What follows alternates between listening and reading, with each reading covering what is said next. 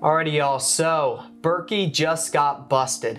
This video came out about 1 month ago, and this guy, Robert, did a study and dug deep into this whole Berkey situation, and he found out some pretty crazy stuff about it that I did not know about. Yeah, and I wanted to share it with you. A subscriber sent this to us, and we've been, we've had a Berkey for like the last 8 years. Yep.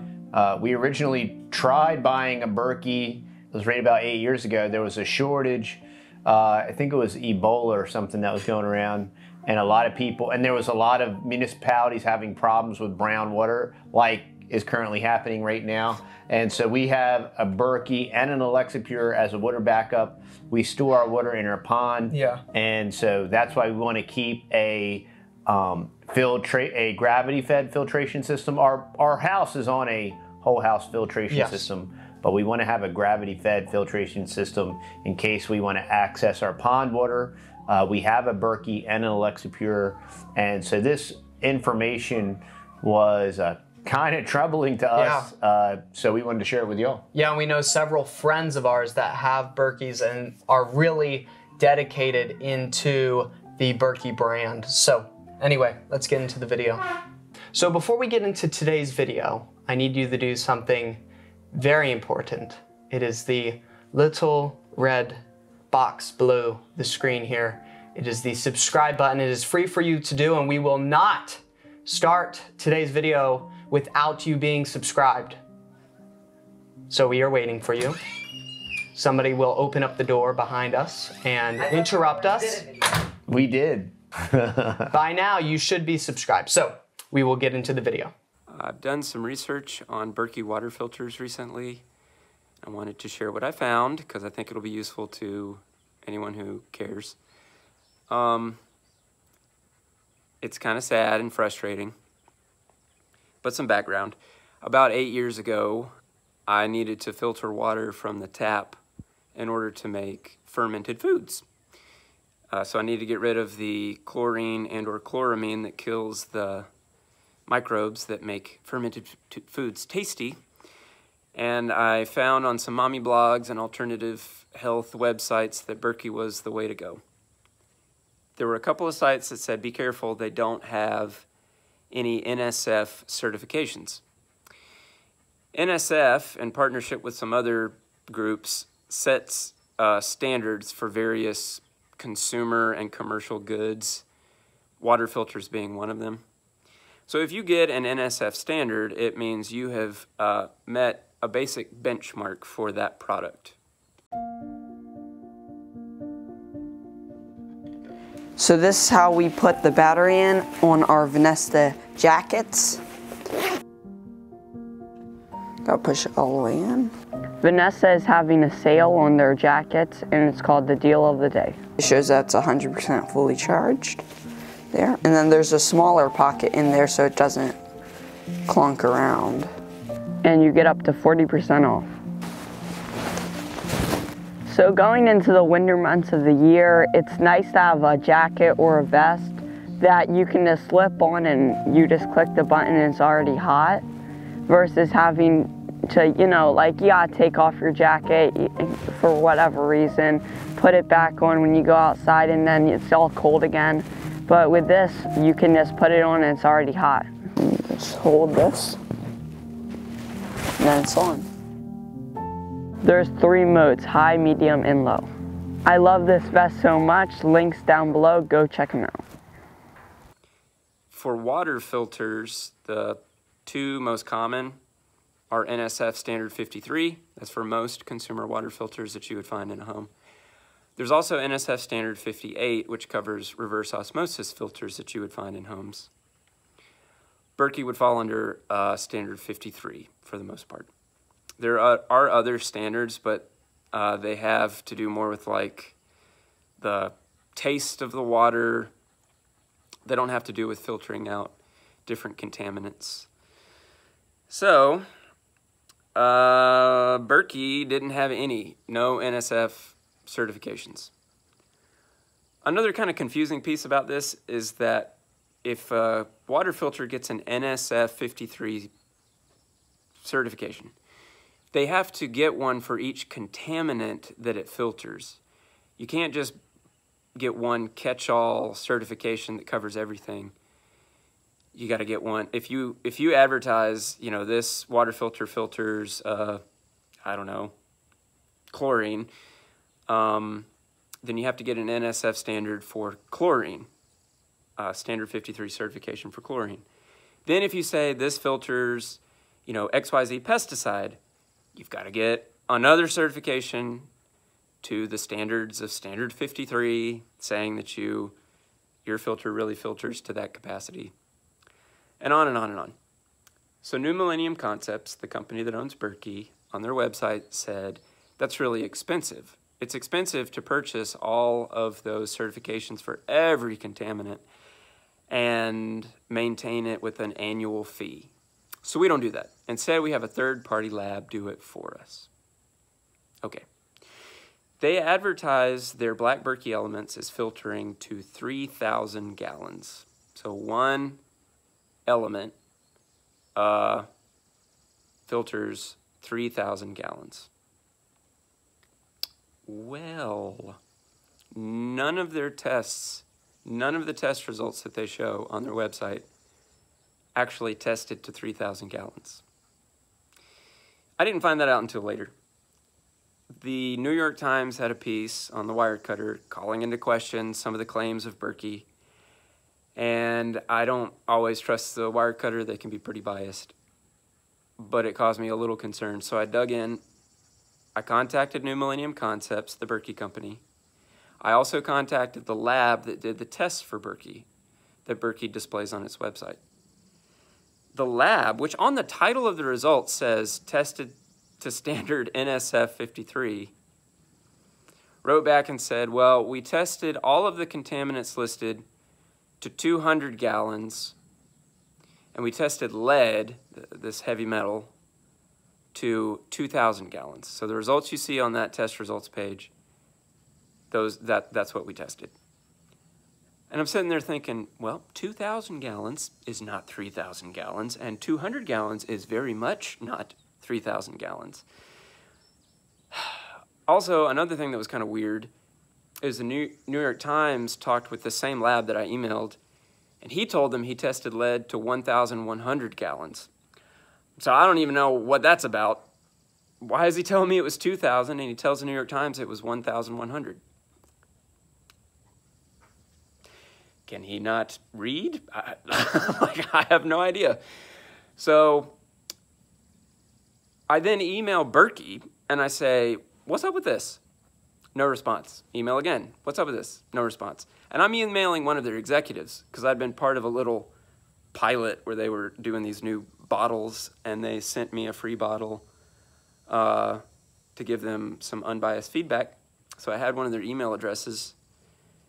They ignored me for 2 years. I emailed them about once a month for 2 years. They just ghosted me.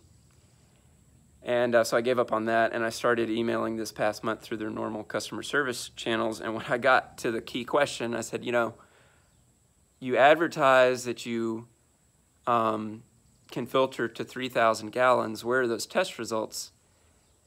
And she didn't respond, so I followed up. She said, well, we don't have those test results. We estimated the 3,000 gallon number. Oh, how did you estimate it? No response. About a week later. So about that estimation, no response. Another week later.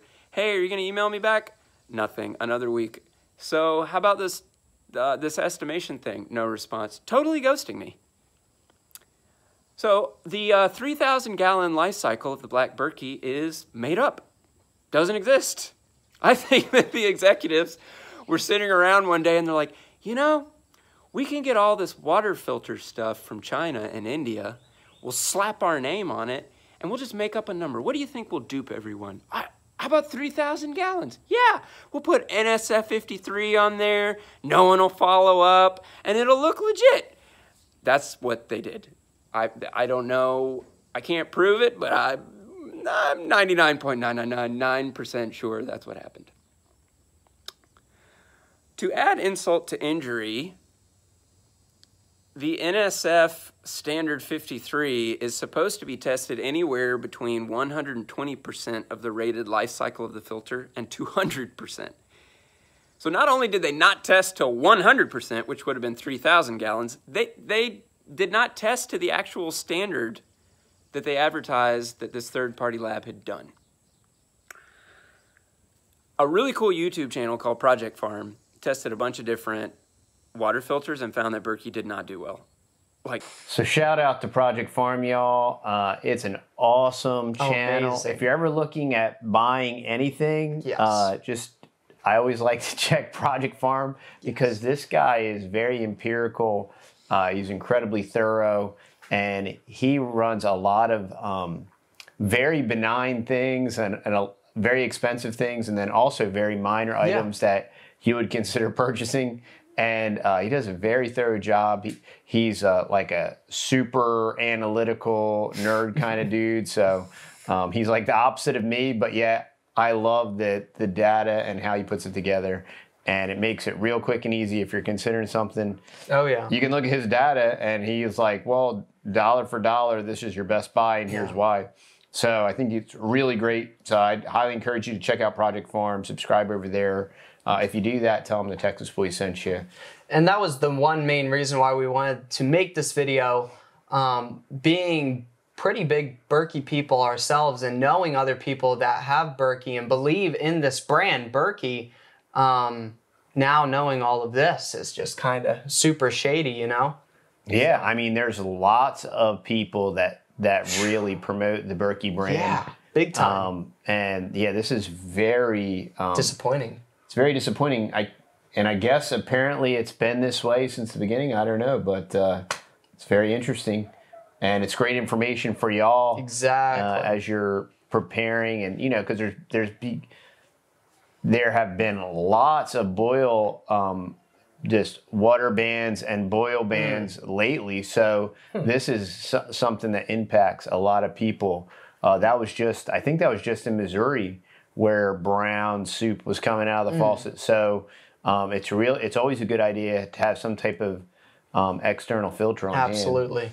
And the other great thing about this video as we finish watching it is he's going to provide you with some alternatives that he's continued to do the research and he's found some better brands and some different options. So not only is he showing the problem, but he's also offering solutions and other alternatives.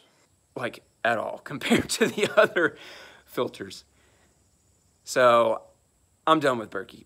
They're a bunch of shysters and it's a joke of a product relative to other products.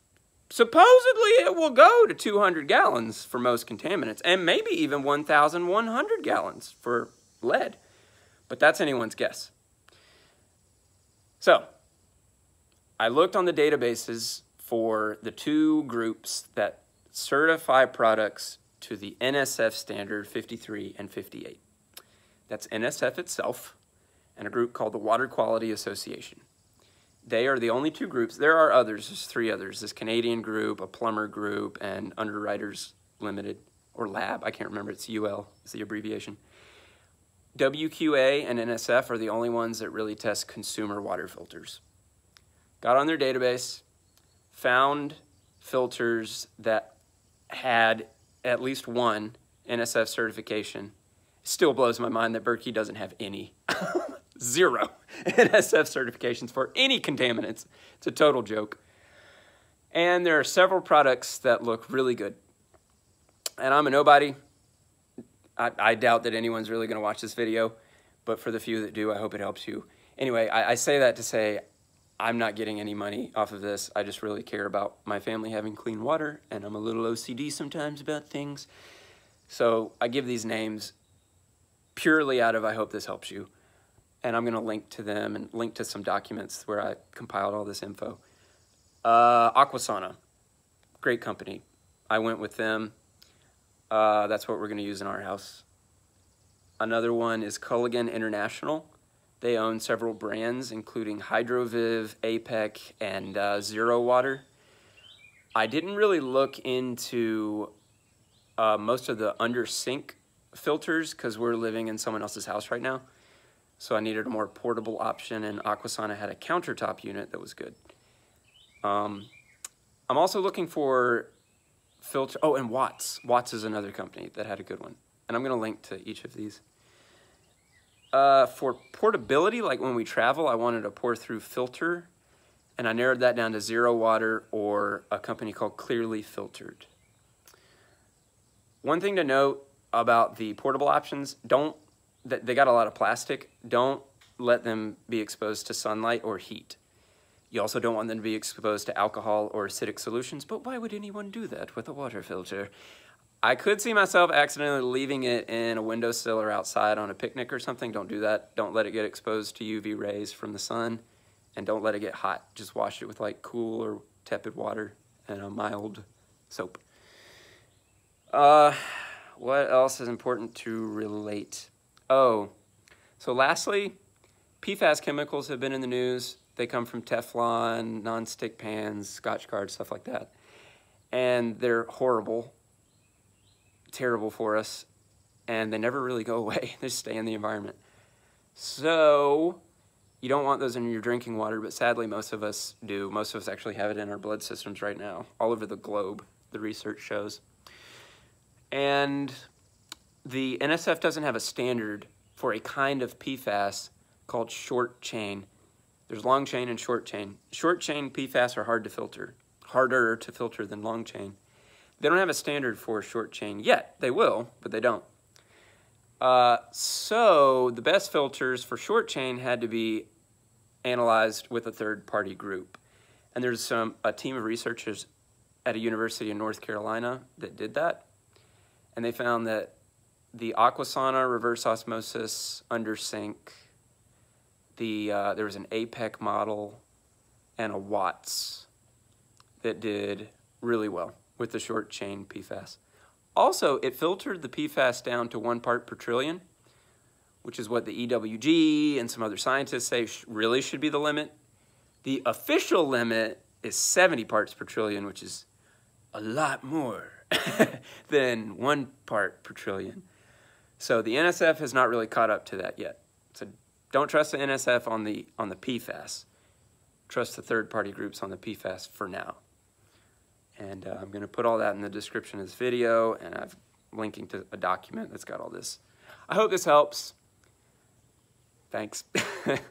So there you go, y'all. We just wanted to push this information through. We'll leave the link to his video down below so you can watch it in its entirety. We tried not to interrupt it too much. Yeah.